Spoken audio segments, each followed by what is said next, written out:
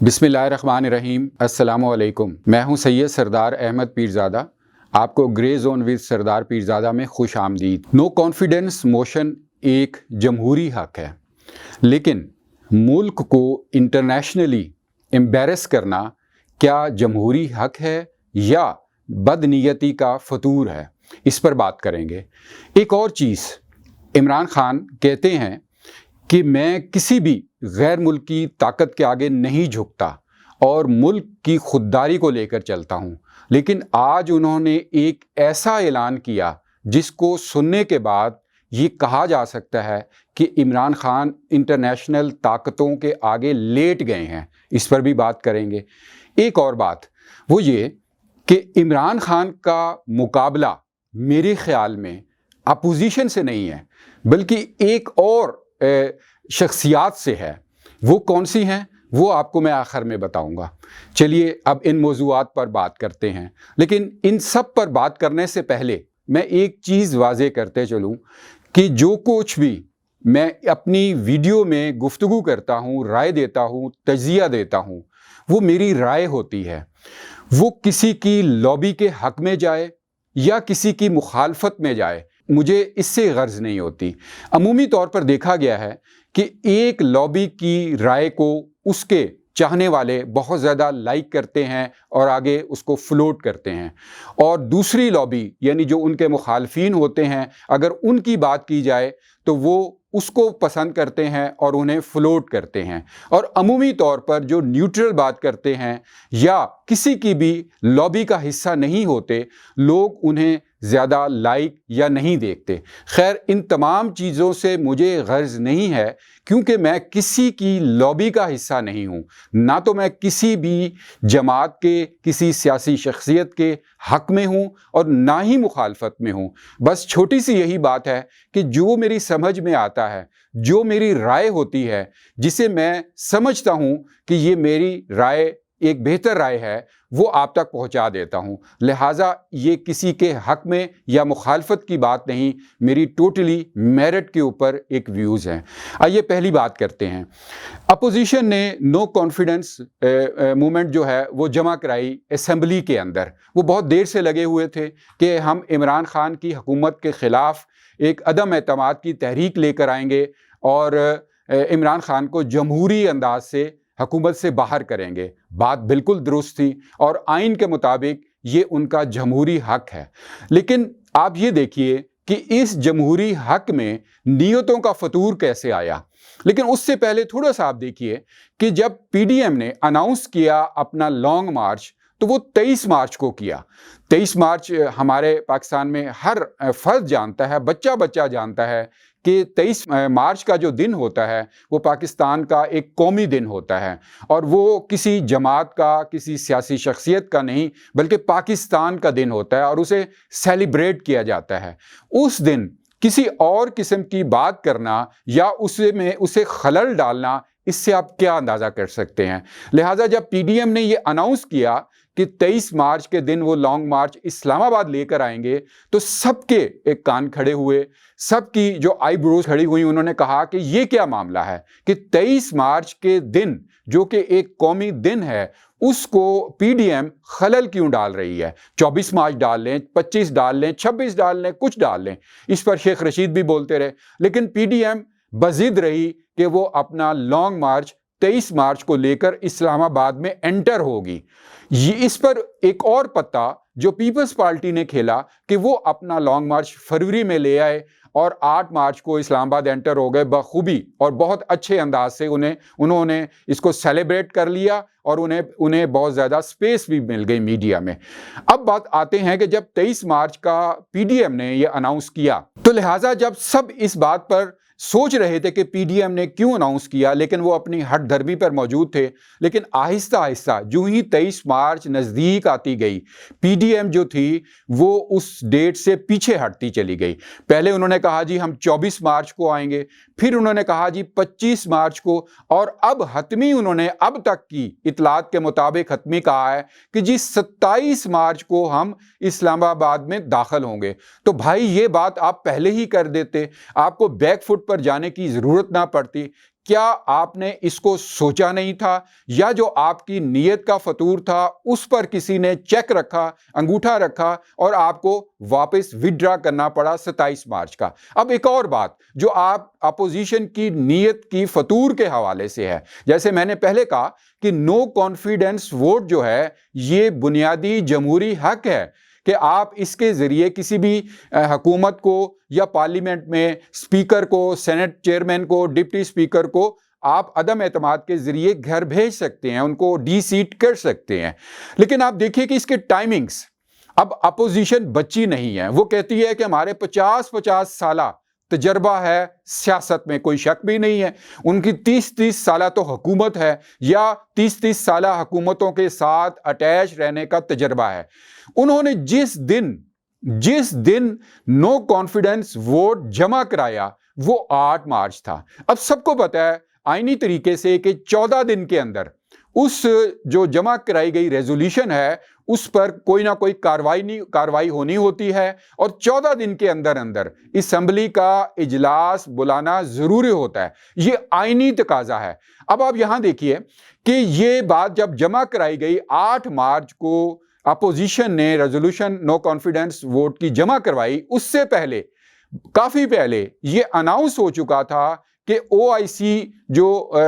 مسلم conference ہے وزرائے خارجہ کی، وہ 22 اور 23 تاریخ کو پاکستان میں ہوگی، یعنی وہ 22 کو کانفرنس شروع ہوگی، 21 کو مہمان آئیں گے، 22 کو شروع ہوگی اور 23 کو وہ جو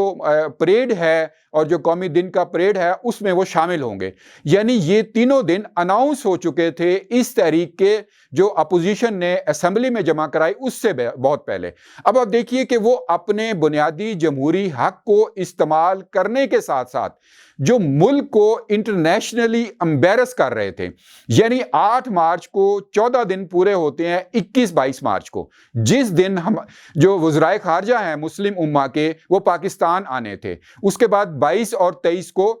ہونا تھا، کانفرنس ہونی تھی، لہٰذا انہوں نے گن کے کیلکولیٹ کر کے وہ دن مقرر کیا 8 تاریخ کہ اس دن وہ ریزولوشن جمع کرائی جائے تاکہ 14 دن وہاں پورے ہوں۔ اب اگر دیکھا جائے تو اپوزیشن ملک کو امبیرس نہیں کرنا چاہتی تھی تو 4-5 دن بعد جمع کروا دیتی ریزولوشن، جہاں اتنے مہینوں سے 3.5 پونے 4 سال آپ نے صبر کیا، بھائی آپ 4 دن اور صبر کر لیتے، آپ کو سبکی نہ ہوتی، آپ ملک کو انٹرنیشنلی امبیرس نہ کرتے۔ آپ دیکھیے کہ اس کے بعد جلتی پر تیل کا کام بلاول بھٹو کے اس بیان پر جو انہوں نے کل کیا، انہوں نے کہا کہ ہم 21 مارچ کو جو 14 دن پورے ہو رہے ہیں ان کے خیال میں یہ تھا کہ اس دن اسمبلی کا اجلاس ہوگا اور ہم جائیں گے اور وہاں دھرنا دے دیں گے، انہوں نے کہا، اور انہوں نے یہ کہا کہ او آئی سی کا اجلاس کی ہمیں پرواہ نہیں ہے، مفہوم ان کا یہ تھا۔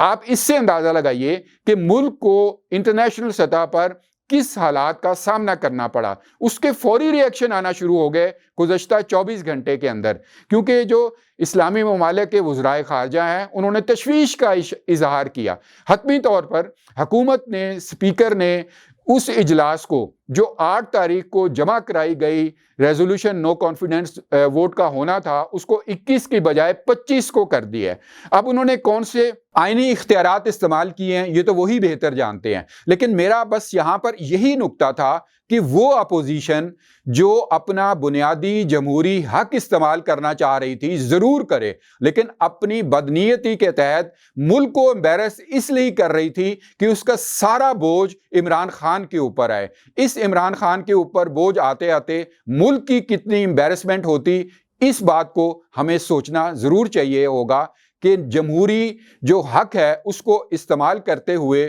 ملک کے حوالے سے ہم اپنی نیتوں کو صحیح رکھیں۔ دوسرا نکتہ جو میں نے آپ کو کہا، وزیر اعظم عمران خان نے بہت نعرے لگائے 3.5 سالوں میں کہ میں ملک کو خوددار بناؤں گا، ملک کو کسی کے آگے جھکنا نہیں پڑے گا، ایبسلیوٹلی ناٹ کا نعرہ لگایا۔ انہوں نے امریکہ اور روس کے درمیان توازن پیدا کرنے کی کوشش کی، وہ بڑے بہادری سے روس چلے گئے۔ سب یہ جیسچرز تھے، یہ سب نشانیاں تھیں، یہ سب اپنی طرف سے ایک اشارے تھے کہ وہ ملک کو خودداری کے راستے پر لے جا رہے ہیں۔ ہم بھی سوچ رہے تھے کہ شاید عمران خان ایسا کر رہے ہوں، لیکن آج انہوں نے جو درگاہی کے جلسے میں اعلان کیا اس کو سوچ کر یقین کیجئے کہ بہت زیادہ تشویش پیدا ہو گئی۔ انہوں نے اعلان کیا کہ وہ ابھی بقول ان کے ابھی وہ دستخط ایک معاہدے پر کر کے آ رہے ہیں، جس کے تحت ریکودک معاہدہ جو بلوچستان میں بہت پہلے ہوا تھا مشرف دور میں، اور اس کے بعد اس کو ہٹایا گیا اور اس پہ بہت پینلٹی پڑی، اس کو دوبارہ انہوں نے سائن کر دیا ہے کہ وہ معاہدہ کریں۔ اب وہ معاہدہ یہ ہے کہ پاکستان میں بلوچستان میں جو سونے کے اور دیگر معدنیات کے جو ذخائر ہیں ان کو بیرونی تاجر اٹھا کر لے جائیں، جیسے افریقہ سے ہیرو کی کانوں کے اوپر غیر ملکی جو یورپ امریکہ جو ہے وہاں سے ہیرے اور چیزیں قیمتی جو پتھر ہے وہ نکال رہے ہیں۔ یہ جو معاہدہ تھا یہ جس نے کیا اس نے اپنی حکومت بنانے کے لیے کیا تھا، بعد کی حکومتوں نے اسے منسوخ کیا، بے شک اس پر بہت بڑی پینلٹی پاکستان کو دینی تھی، لیکن اس پینلٹی سے کئی گنا زیادہ آپ دیکھیے کہ پوری بلوچستان کی جو اہم ترین معدنیات ہیں، سونا ہے، وہ غیر ملکی تاجروں کے آگے بیچ دیا ہے۔ اس سے نہ صرف تاجر آئیں گے، وہاں کی غیر ملکی جو لوگ آئیں گے ان کے اندر کتنے جاسوس ہوتے ہیں اس کا ہمیں تجربہ گزشتہ 74 برسوں میں ہو چکا ہے۔ تو لہٰذا عمران خان نے عین اس وقت عدم اعتماد کی تحریک سے چند دن پہلے یہ جو معاہدہ کیا ہے، کیا اسے یہ کہنا نہیں صحیح ہوگا کہ عمران خان اپنی حکومت کو بچانے کے لیے غیر ملکی طاقتوں کے آگے لیٹ گئے ہیں، انہوں نے اپنے ملک کے ایک حصے کو بیچ دیا ہے۔ اس بارے میں تفصیلات تو آگے چل کر آئیں گی، یہ بہت اہم بات ہے، لیکن اہم ترین اس سے بھی بات کہ جو ہمارے سیکیورٹی ادارے ہیں وہ اس حوالے سے بہت حساس ہیں۔ کیا عمران خان نے وہ معاہدہ کرتے ہوئے آج ان سیکیورٹی اداروں سے رائے لی یا کیا ہوا، اس بارے میں آئندہ چل کر پتہ چلے گا، لیکن عمران خان کا وہ دعویٰ کہ وہ ملک کو خودداری دے رہے ہیں اور کسی کے آگے جھکیں گے نہیں، شاید سچ ثابت نہیں ہوا۔ اب آتے ہیں جو میرا تجزیہ ہے کہ عمران خان صاحب کا اصل جھگڑا اپوزیشن سے نہیں ہے بلکہ کچھ اور شخصیات سے ہے۔ اب دیکھیے کہ عمران خان صاحب ان دنوں یا پہلے بھی جو تقاریر کرتے تھے وہ بہت ہی جوش دلانے والی ہوتی تھی، اپنے کارکنوں کو بہت بڑے بڑے نعرے ہوتے تھے، بہت اونچے دعوے ہوتے تھے۔ اب بھی جو اپوزیشن میں وہ کر رہے ہیں، تقریریں جو اپوزیشن کے خلاف کر رہے ہیں اور جس طرح ان کے نام بگاڑ رہے ہیں، ان کے کارکن جو ہیں وہ پوری طرح ریچارج ہو چکے ہیں، جو پہلے تھوڑے سے ڈیفیوز ہوئے تھے وہ بھی ہو چکے ہیں۔